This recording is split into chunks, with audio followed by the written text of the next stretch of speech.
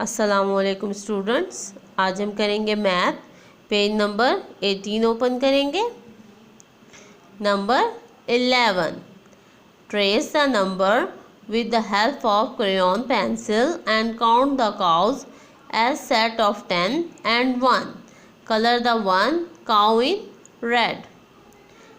आइए काउंट करते हैं।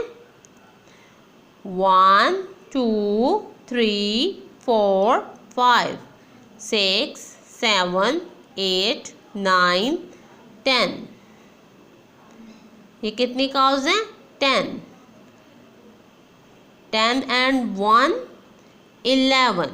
कितनी काउज हो गई ये? 11। 10 and 1 11।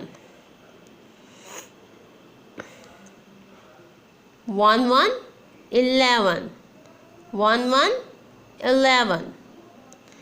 आइए अब हम 11 को पेंसिल से इस तरह से ट्रेस करते हैं। 11 क्या है ये? 11। और ये कितनी काउज हैं? 11 काउज हैं। कितनी काउज है ये? 11 काउज। ये आपका आज का क्लास वर्क था।